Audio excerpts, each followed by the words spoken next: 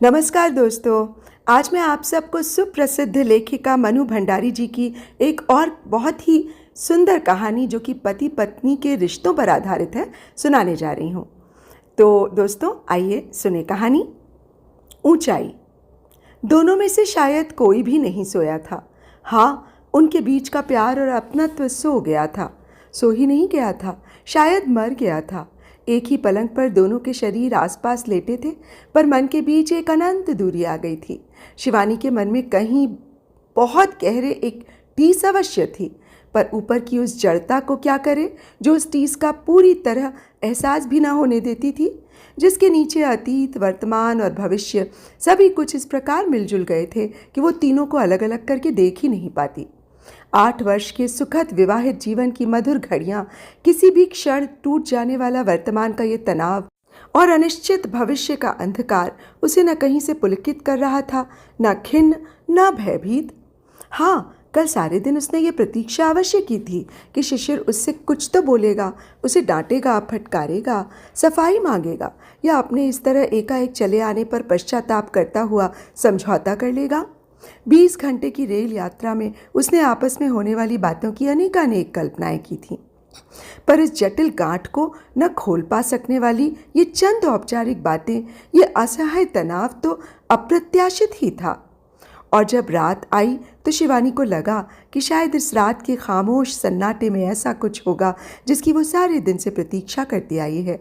बिना एक शब्द भी बोले, केवल देह की निकटता और स्पर्श, ये शब्द दोनों को कहीं इतना पास ले आएंगे कि सारे तनाव ढीले हो जाएंगे और मन का सारा मैल आंसुओं में बह जाएगा। पर वैसा भी कुछ नहीं हुआ। पास लेटे शिशिर के शरीर की हर हरकत ने पहले उसके मन में आशा जगाई और फिर क्षोभ। और जैसे जैसे समय बीतता गया, शिवानी के मन की सारी कोमलता, कठोरता और जड़ता में बदलती चली गई और उसे लगने लगा जैसे वो कुछ भी महसूस करने में असमर्थ हो उठी है। बिस्तर पर लेटे रहना जब असह्य हो गया तो वो उठी, कंधे पर शॉल और पैरों में चप्पल डालकर बाहर निकल गई। बीतते नवंबर के कोहरे का धुंधलका चारों ओर छाया हुआ था। बड़ा सा बागीचा, चारों ओर लंबे वृक्ष और छोटी झाड़ियाँ ओस में भीगी और अंधेरे में डूबी खड़ी थीं। मन की शून्यता को और गहरा देने वाला सन्नाटा था। उसने समय का अंदाज लगाना चाहा, पर लगा नहीं पाई। हाँ, पूर्व की ओर कोहरे को चीर कर सफ़ेदी की हल्की सी आभा जरूर झलक मार रही थी। उसने शॉल को अच्छी तरह अपने चारों ओर लपेटा और 4 सीढ़ियाँ उतरकर लाल बजरी की सड़क पर आ गई। अंधेरी सड़क पर पेड़ों की खामोश उदास छायाएं गहरे काले रंग के धब्बों के रूप में फैली बिखरी पड़ी थीं। चलकर वो फाटक के पास बने कुएं पर आ गई। कुछ देर इधर उधर देखती वहीं खड़ी रही, फिर उसी की जगह पर बैठ गई। हवा की ठंडक और नमी से धीरे धीरे उसकी जड़ता गलने लगी और सबसे पहले उसके मन में आया, वो यहाँ क्यों चली आई। 15 दिन पहले शिशिर बिना कुछ बोले सुने यहाँ चला आया था। उस दिन उसका मन हुआ था कि दोनों बाहों से पकड़कर शिशिर को रोक ले, पर कहीं से वो इतनी अवश हो उठी थी कि उससे हिला तक न गया। जाने का प्रसंग, जाने का ढंग, जैसे सब चीख चीख कर उसे बता रहे थे कि शिशिर केवल उसके घर से ही नहीं, उसके जीवन से भी जा रहा है। पर वो थी कि न इसे समझ पाई, न स्वीकार कर पाई। मिलकर बताए हुए सुख दुख के 8 साल क्या इस तरह झुठलाए जा सकते हैं?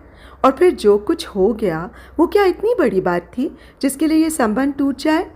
कितना गहरा था उनका ये संबंध और कितनी गहरी आस्था थी उस संबंध के प्रति। उस आस्था ने ही तो उससे बिना किसी सुविधा संकोच के वो सब करवा लिया था जो किसी भी नारी के लिए असंभव है।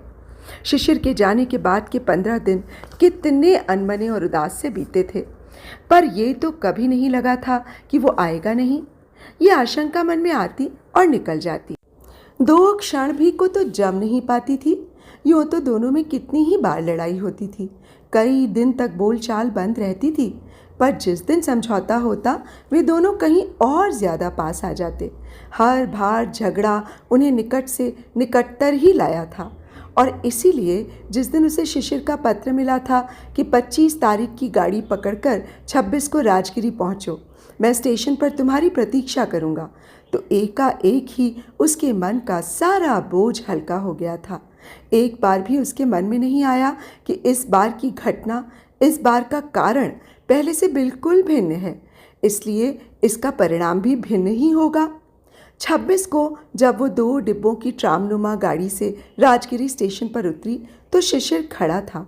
देखकर ये ज़रूर लगा था कि 15 दिन में जैसे शिशिर कहीं से बहुत बदल गया है, इतना कि पहचानने में भी तकलीफ सी हुई थी। कहीं दूर से भोजपुरी गीत की एक कड़ी हवा की लहरियों पर थिरकती हुई आई और मन के सारे तारों को झनझना गई। शिवानी की इच्छा हुई कि पास बैठकर कोई बहुत ही दर्दनाक गीत उसे सुनाए। पता नहीं कौन दूर ही दूर से गाता हुआ चला गया। वो आज ही वापस लौट जाएगी। जो कुछ हुआ है उसे स्वीकार कर लेने में ही सार है। निश्चय उसने कर लिया, पर अपने निश्चय के परिणाम की, अपने भविष्य की कोई भी तस्वीर उसके मन में नहीं उभरती थी। शायद अभी भी मन की आस्था ने कल्पना को जकड़कर निश्चेष्ट बना रखा था। एक ठंडी निश्वास के साथ उसकी आंखें छलछला आईं। अतुल इस बात को जानेगा तो कितना दुखी होगा, अपने को कितना कितना कोसेगा। और साथ ही एक बड़ी अजीब सी बात उसके मन में आई। मान लो भावावेश में आकर वो कह दे, मेरे कारण, मेरी ज़रा सी खुशी के कारण तुमने अपने को बर्बाद कर लिया शीनू। अब मुझे बनाने का अवसर और अनुमति भी दो। पास की झाड़ियों के पत्तों को हल्के से सरसराता, कपकपाता शीतल हवा का एक झोंका निकल गया। शिवानी ने सिर ढक लिया। उसे कानों पर बड़ी सर्दी लग रही थी। आंखों की तराइयां घनी हो उठीं और पलकों की कगारों के बीच आंसू उमड़ उमड़ कर आने लगे। और वे क्षण पानी, चारों ओर पानी, उमड़ता घुमड़ता लहराता समुद्र प्रेटी रेत में खेल रहा था और वो बड़े अनमने भाव से समुद्र के वक्ष स्थल पर उठती गिरती लहरों को देख रही थी। उसका मन बेहद उदास था। शिशिर हमेशा इसी तरह प्रोग्राम बिगाड़ता है। व्यर्थ ही वो अकेली चली आई। उसे शिशिर के साथ ही आना चाहिए था। अब वो यहाँ नहीं ठहरेगी। 1 महीने को ही तो प्रीति घर आया है और वो महीना सबको साथ ही बिताना चाहिए। 2 दिन में ही वो लौट जाएगी। सांझ खूब गहरा आई। तट निर्जन हो गया और समुद्र का पानी अंधेरा घुल जाने के कारण काला हो गया। तो प्रीति का हाथ पकड़कर वो लौट पड़ी थी। अचानक अपना नाम सुनकर वो चौंकी और जब मुड़कर देखा तो सामने खड़े व्यक्ति को पहचानने में उसे 2 मिनट लग गए थे। पर जब पहचाना तो बेहद आश्चर्य में लिपटा स्वर निकला था। अरे अतुल, यहाँ कैसे? मैं बड़ी देर से तुम्हें बैठा हुआ देख रहा था, पर पता नहीं क्या सोचकर पास नहीं आया। जब तुम जाने लगी तो लगा कि अभी भी बात नहीं करूँगा तो फिर तुम्हारा पता पाना भी मुश्किल हो जाएगा। ठहरी कहाँ हो? अंधकार में तीनों धीरे धीरे चलते जा रहे थे। पुरी होटल में। तुम कहाँ ठहरे हो? रामकृष्ण मिशन वालों का एक मठ है, उसी में रहने की व्यवस्था कर ली है। बच्चे को लेकर अकेली आई हो? हाँ। और वो सोचने लगी कि क्या प्रीति की शक्ल उससे इतनी ज़्यादा मिलती है कि उसे उसका बच्चा ही माना जाएगा। और होटल आया। उसके पहले ही दोनों को लगा कि अब बात करने के लिए कुछ रह ही नहीं गया है। शिशिर के न आने से वो यूं ही उदास हो रही थी। कुछ भी करने को मन नहीं कर रहा था। फिर 11 साल के अंतराल में वो सब कुछ भूल भी तो गई थी। समझ ही नहीं पा रही थी कि क्या करे। उसके दिमाग में कोई भी पुरानी बात नहीं उभर रही थी। होटल आ गया तो एक क्षण को ठिठकी, फिर बोली, चलो कुछ देर बैठकर चले जाना। पर स्वर की उदासी से ही स्पष्ट था कि ये केवल शब्द भर ही हैं। इनमें ठहरने का कोई आग्रह नहीं। अतुल भी समझ गया। नहीं, ठहर तो नहीं सकूँगा। आप अकेले ही हैं ना? पता नहीं क्या जानने के लिए शिवानी ने पूछा। हाँ, तो कल सवेरे चाय पीने इधर ही आइए। और फिर उसे खुद ही बड़ा विचित्र लगा। अगर वो अकेला नहीं होता तो वो उसे नहीं बुलाती। आप ज़रूर आइए, परसों शायद मैं वापस लौट जाऊंगी। अच्छा, आऊँगा। दूसरे दिन जब अतुल आया तो पहले दिन की उदासी और औपचारिकता समाप्त हो चुकी थी। सारे दिन दोनों साथ रहे। तीसरे दिन भी शिवानी नहीं गई और अतुल उसके होटल में ही रहा। 11 साल के अनुभवों को दोनों ने एक बार फिर से दोहरा दिया और हंसती हुई शिवानी बोली, कहते हैं दुनिया बहुत बड़ी है, पर देखती हूँ दुनिया है काफ़ी छोटी। देखो ना, घूम फिर कर हम लोग आखिर मिल ही गए। हाँ, मिल तो गए। और अतुल हंसा, पर उसकी हंसी में कहीं दर्द था। मानो कह रहा हो जब सब कुछ समाप्त ही हो गया हो तब मिलना न मिलना बराबर ही है। एक क्षण को शिवानी की आंखें उसके चेहरे पर स्थिर होकर जम गईं। क्या अतुल के मन में कहीं कुछ दुख है? सुनो, तुम मेरे साथ कलकत्ता चलो। शिशिर तुमसे मिलकर बहुत प्रसन्न होंगे। नाम से तो वे तुम्हें जानते ही हैं। शादी के बाद ही मैंने उन्हें सभी कुछ बता दिया था। बोलो, चलोगे? नहीं, कलकत्ता जाकर क्या करूँगा? तुम्हारे शिशिर बाबू को खुश करने के लिए वहाँ तक चला चलूँ? इसमें भी कोई तुक हुई भला? प्रीति के बाल बनाते बनाते ही शिवानी ने कहा, शिशिर के प्रति तुम्हारी इस अरुचि का कारण जान सकती हूँ? जिस व्यक्ति को मैं जानता नहीं उसमें रुचि अरुचि का प्रश्न ही नहीं उठता। ईर्ष्या तो नहीं है? एक हाथ में कंघा और दूसरे में प्रीति की थोड़ी को पकड़े हुए उसने अतुल के मन में बैठने का प्रयत्न करते हुए पूछा, ऐसे घूर घूर कर क्या देख रही हो भी तो कोई अस्वाभाविक तो नहीं है? अतुल हंसा। अतुल की हंसी कितनी बदल गई है और शिवानी के सामने 11 साल पहले के अतुल के हंसते हुए अनेक चेहरे उभर आए। जो व्यक्ति स्वेच्छा से अपनी वस्तु को छोड़कर 2 साल तक उसकी कोई खबर भी नहीं ले, उसे ईर्ष्या या शिकायत करने का कोई अधिकार नहीं है। शिकायत तो मैंने नहीं की, अधिकार अनधिकार की अपनी सीमाएं भी जानता हूं मैं शीनू, तुम्हें बतानी ना होंगी। अतुल कलकत्ता नहीं गया, पर जब शिवानी कलकत्ता के लिए रवाना हुई तो उसने वायदा किया कि जुलाई में जब वो प्रीति को उसको स्कूल छोड़ने के लिए जाएगी तो एक दिन के लिए अवश्य इलाहाबाद रुकेगी। ट्रेन चल पड़ी तो शिवानी इस आकस्मिक मुलाकात के संयोग पर ही सोच रही थी।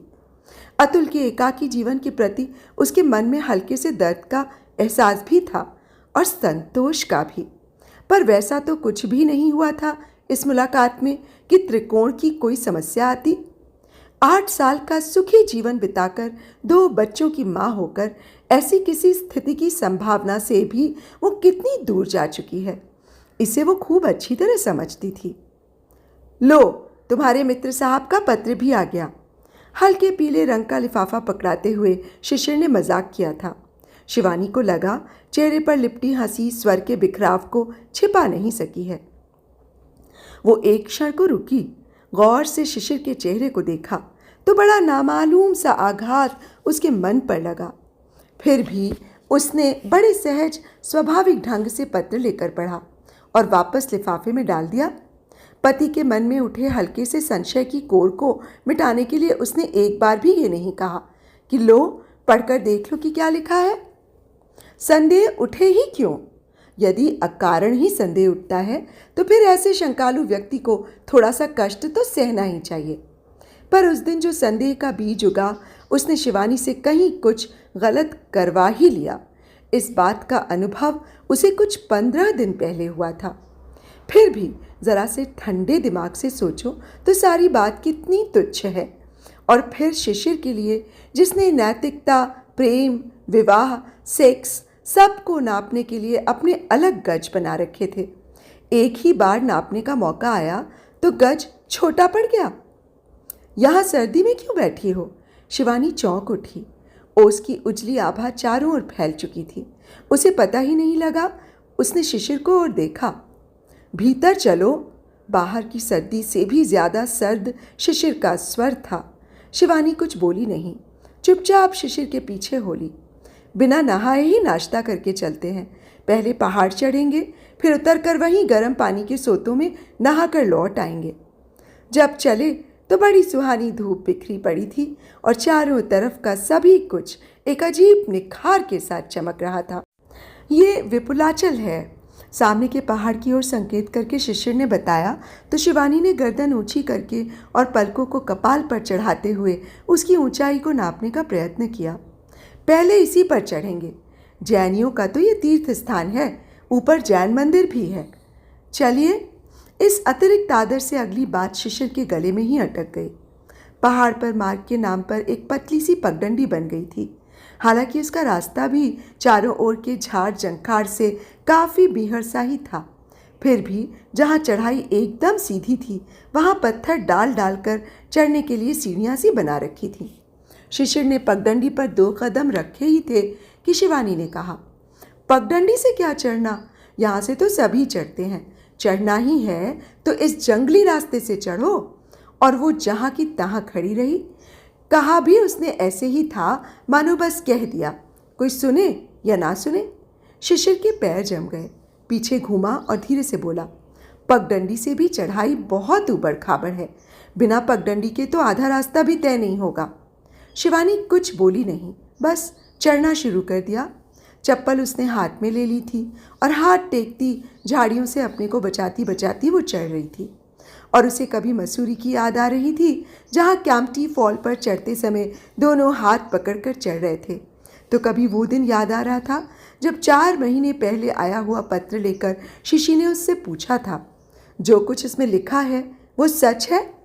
शिवानी एक क्षण को विमूढ़ सी उसे देखती रही थी। ये पत्र इसने कहाँ से निकाला?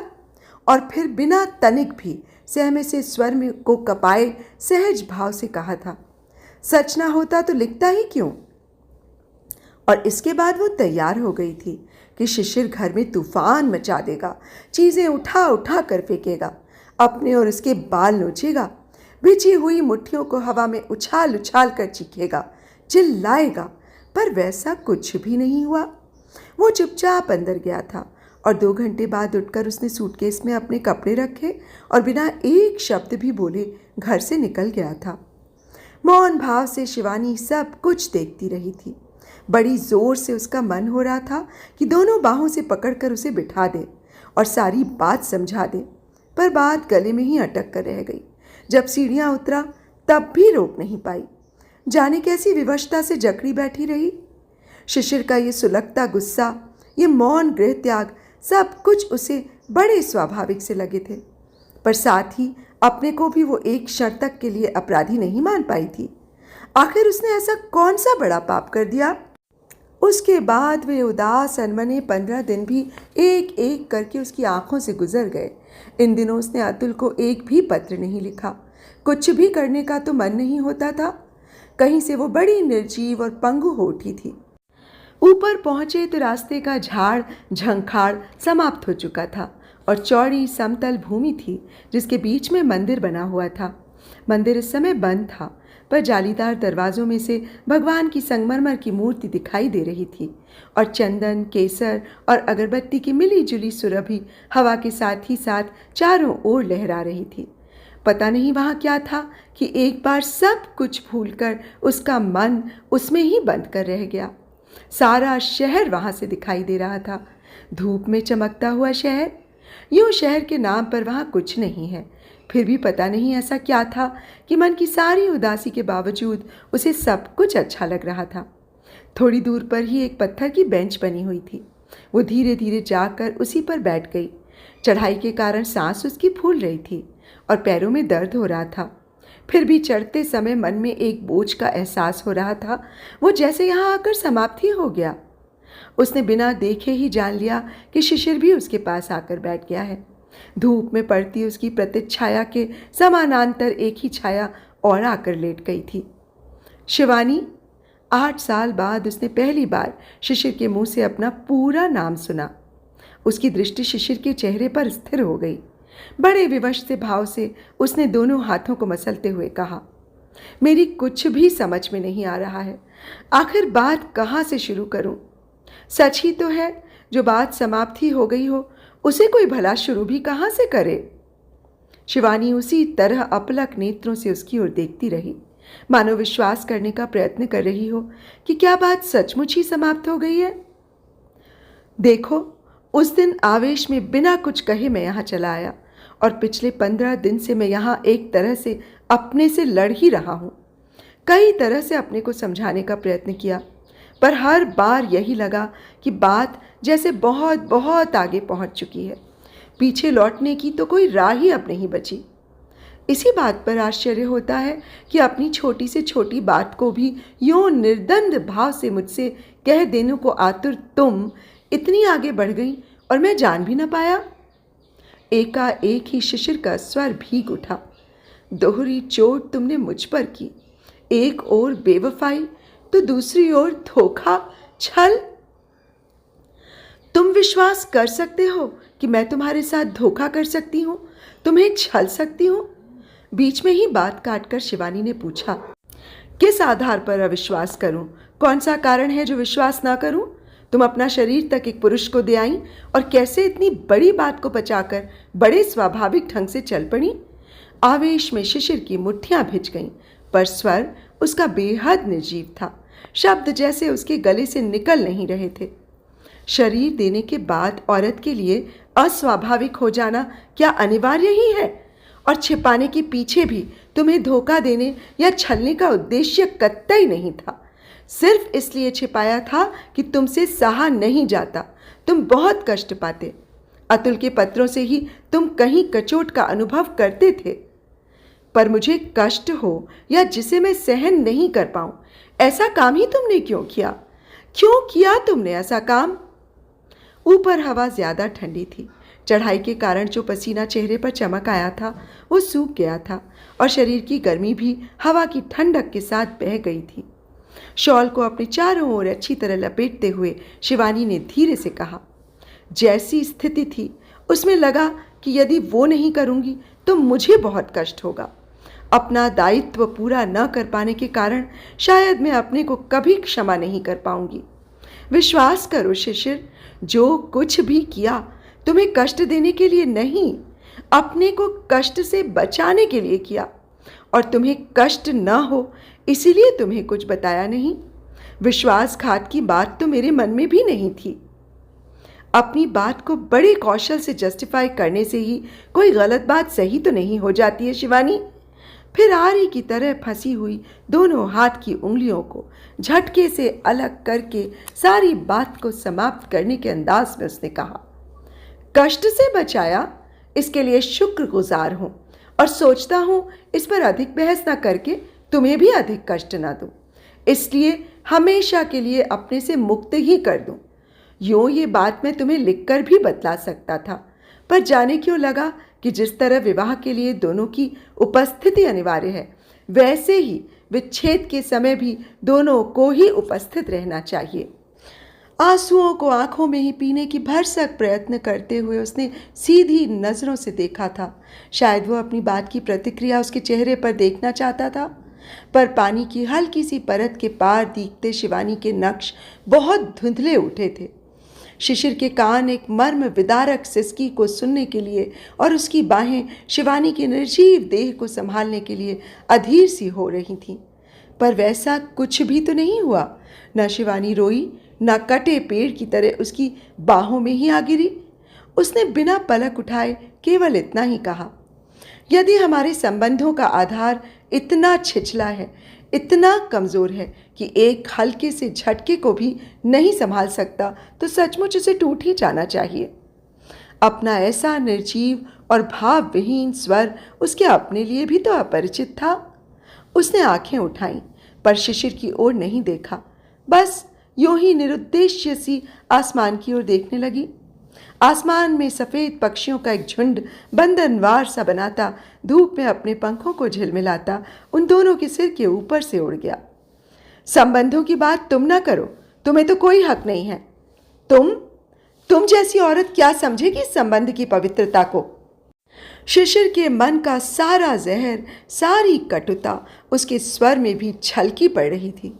उसका मन हो रहा था कि दोनों हाथों से दबोचकर शिवानी को झकझोर डाले, इतना कि वो चीख कर कह उठे कि शिशिर, मुझसे गलती हो गई, मुझे माफ़ कर दो, तुम्हारे बिना मैं नहीं रह सकती, रह भी नहीं सकूंगी। और वो अपना सारा आवेश हथेलियों को मसल मसल कर निकालने लगा। शायद तुम ठीक ही कहते हो, क्योंकि अब तो सचमुच ही मुझे इस संबंध में कोई पवित्रता नज़र नहीं आती। मैं तो सोचती थी ये संबंध इतना ज़्यादा पवित्र है कि सारे संसार की अपवित्रता भी इसमें आकर पवित्र हो जाती है। पर ज़रा से स्पर्श से यदि... बकवास बंद करो! शिशिर एक तरह से चीख सा पड़ा था और फिर दोनों एकाएक ही चुप हो गए। अजीब सा था वो सन्नाटा भी। पथराई सी नज़रों से शिवानी ने देखा कि उसकी छाया के पास की छाया हल्के से कांपी और फिर धीरे धीरे सरक कर दूर होने लगी। वो अपलक नेत्रों से दूर होती उस छायाकृति को ही देखती रही। तभी सूरज आसमान में फैले एक दूधिया रेशमी बादल के टुकड़े की ओट हो गया और छाया बेहद धूमिल उठी। शिवानी ने उधर से नज़र हटा ली। धूप के अभाव में हवा और भी ठंडी लगने लगी। उसने हवा में फरफराते अपने पल्ले को पकड़कर सिर ढक लिया और फिर अच्छी तरह गर्दन के चारों ओर लपेट लिया, जिससे कानों में सर्दी न लगे। बादलों की परत शायद कुछ घनी उठी थी, इसीलिए सामने का सारा दृश्य, दूर दूर तक फैले मैदान और उनकी सीमा निर्धारित करते पहाड़, सभी बड़े धुंधले उठे। पहली बार शिवानी की आंखों में आंसू भर आए और वे सारी धुंधली अस्पष्ट आकृतियां भी मात्र धब्बे भर रह गईं, जो रह रह कर कांप जाती थीं। उसने घुटनों में अपना मुंह छिपा लिया। उसे अतुल के साथ बिताए 2 दिन याद आए। वे दृश्य, वे बातें, वे स्पर्श। दोस्तों, तो अभी आप सुन रहे थे मन्नू भंडारी जी द्वारा लिखित ये बहुत ही प्यारी सी कहानी ऊंचाई का भाग 1। भाग 2 मैं आपको कल सुनाऊंगी। तब तक के लिए मुझे इजाज़त दीजिए।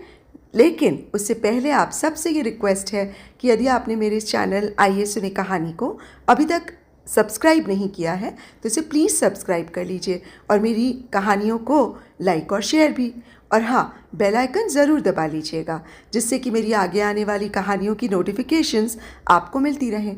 नमस्कार।